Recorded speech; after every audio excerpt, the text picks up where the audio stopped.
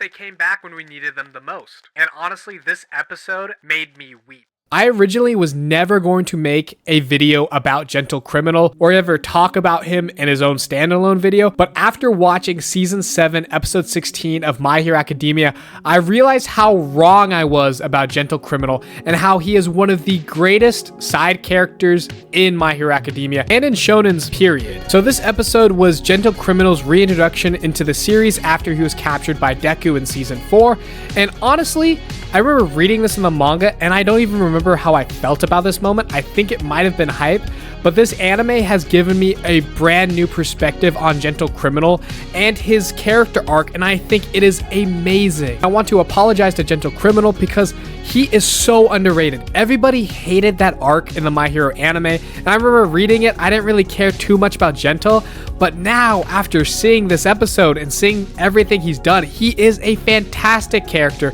and I just want to talk about him. And this episode even made me go back and reread the entire Gentle versus Deku fight, and I see it with a pair of fresh eyes. Let's dive into the backstory a little bit. So Gentlecriminal, I completely forgot about his backstory, but it's actually not bad. He is a villain, but only sort of. Like, he, yes, robs and threatens people, but he only does it to like prove a point or to show corruption in a lot of different like society or companies.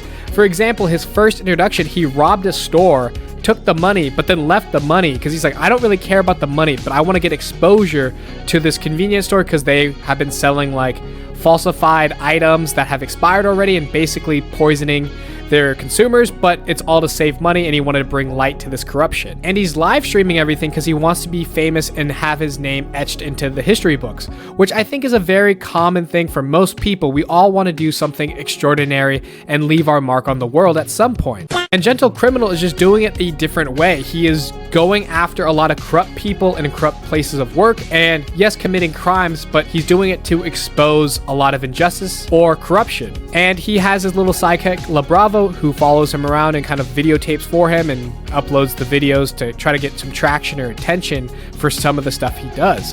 And his goal was to be kind of a cult hero where people would follow him and give him praise, but unfortunately that never happens. No one really cares about him and everyone just gives him dislike and a lot of negative comments. But in order to gain exposure, he realizes that he needs to do it in a very public place. So while UA is holding their school festival arc, he tries to infiltrate and cause a scene so he can get a lot of online exposure. And honestly, he had no real following, and Deku just randomly stumbled upon one of his videos while he was searching on the internet, and that's how he got aware of Gentlecriminal in the first place. And then coincidentally, they meet the morning of the cultural festival, and Deku recognizes his voice because he watched the live stream the night before. And then of course they have to fight because Gentle is going to do something to the school. And Gentle's power is actually really cool. His power is elasticity, and he can basically turn anything into like rubber, so he can do the air, his clothes, and even objects like buildings. And he is actually such a good guy. He doesn't want to hurt Deku at all, but he wants to infiltrate UA and make his dream come true of being someone who is famous. He even makes a steel beam fall onto this old person because he knows that Deku will save him. And he wasn't even going to hurt the old person. He said, if you didn't catch the steel beam, I would have just used my power to bounce the beam away from him. But now that you're tied up, I can go to UA and we don't have to fight. And he takes La Brava and bounces. But of course, Deku catches up to him and they actually have to fight. And in this fight, they're talking about their ideals and what motivated Gentlecriminal to be on this path. And we see his backstory. He was on a hero course, just like Deku, but unfortunately, he wasn't really making the grades and he wasn't proficient with using his quirk just yet. So everyone was telling him to give up on being a hero. He was held back, and even when he tried to save someone from falling, he accidentally made it worse by making the person bounce higher, which resulted in him breaking more bones. And because of that, Gentlecriminal was expelled from school. And as a result, he got kicked out of the hero program. His parents were very ashamed of him, and his whole family was made fun of for his failure. And then Gentle moved out and just was a normal, regular adult trying to make his way when he saw one of his classmates as a pro hero. And then when he said hi to his former classmate, the classmate had no idea who he was. And that really broke Gentlecriminal because he wanted to be like his classmate. He wanted to be a hero that people would love and adore. And because he couldn't do it through normal means, he became a villain. And during his fight with Deku, he realized that La Brava was about to be caught by heroes and there was no way out.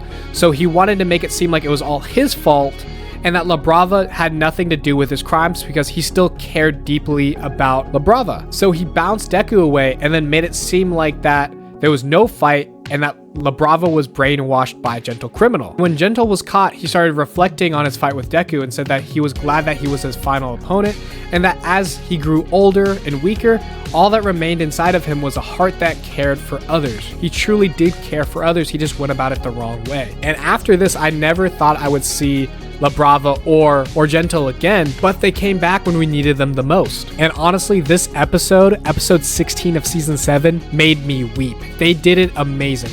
Bones, I still critique you based off the animation, but the music and the voice acting was insane. In this moment, I never thought I would ever cry or feel this strongly towards Gentle in my life, and I'm so glad that the anime was able to bring out that emotion from me that I completely overlooked in the manga. So as Yue is falling out of the sky due to Shigaraki and Twice's non-stop rampage, we have no idea how any of the heroes are going to survive, but then we see Gentle waiting for his well-deserved moment to shine. We see his backstory about how he got out of the prison, and honestly, I think it is the best thing about this episode. You see that Muscular freed this prison and all the prisoners are about to riot and cause a lot of havoc on society, but Gentlecriminal is the only one who is standing up to stop them, and he recalls the advice that the gorilla cop gave him. The gorilla cop said, "The people who tell you there are no do-overs in life are people that don't want it, or are those who are impatient and want fast results." In this moment, Gentle realizes that he chose the wrong path in life and he was too afraid to stop it.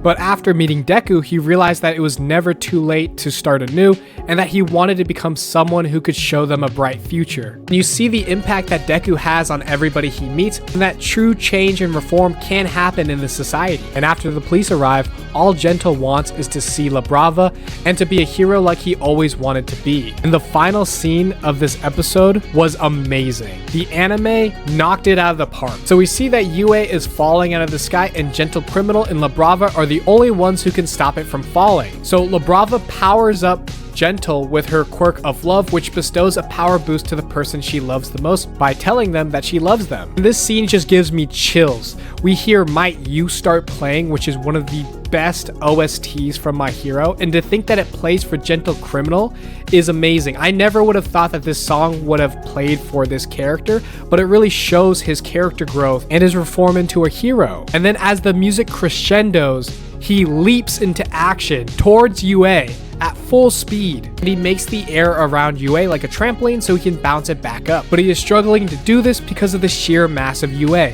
But while he's struggling, he thinks of Deku and he is saying, "Are you still fighting for the sake of someone else's smile?" I couldn't even say that line without tearing up. Like, that was just amazing. And while he is struggling to hold up Yue, he thinks back to the incident that got him kicked out of his hero program, where he was really just trying to save someone but made it worse. And he says that there was no lie in the way he felt at that moment. Those feelings he had from back then gave him the strength to stop Yue now, and as he successfully stopped it, he says, "All I wanted to do was help." Dude, I died watching this episode. Gentle, all he ever wanted to do was be a hero, but he took the wrong path, and now he got to redeem himself in the best way possible and have his full circle moment. He couldn't help back then and actually caused a lot of harm to someone, but now he is able to be of help and be of service to someone. For someone else's smile and for someone else's happiness, he was able to help. I was not expecting this to be one of the best emotional moments from My Hero or the best episode from the season, but this is up there. Like, this was an incredible episode. And I think the greatest thing about this episode was to show the redemption of a prisoner. There are a lot of people, especially in Western society, that made mistakes early on in life or had circumstances that caused them to, commit crimes or to be a felon, but they really didn't deserve to be in that position or to be pushed that far. And even if you try to redeem yourself, a lot of people just look at you as a prisoner or a felon, and it's really hard for people to forget the sins that you committed. But I think that as a society, especially in the society that I want to see, is that prison systems are reformed and people's perception of people redeeming themselves changes, because a lot of people are dumb as kids. A lot of people grew up in very bad circumstances where crime was very prevalent and was one of the only ways to get out of the situation you were in. And a lot of them didn't have good role models or a good home life that could push you to be someone good. So they had to learn the hard way through prison or through the mistakes they made, and then on the other side they became a really good person.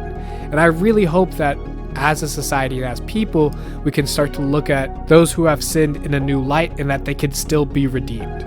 But honestly, I think Studio Bones knocked it out of the park with this episode, and I was so happy to recontextualize how I view Gentlecriminal and La Brava, and they got the recognition they deserved as really good and well-written characters.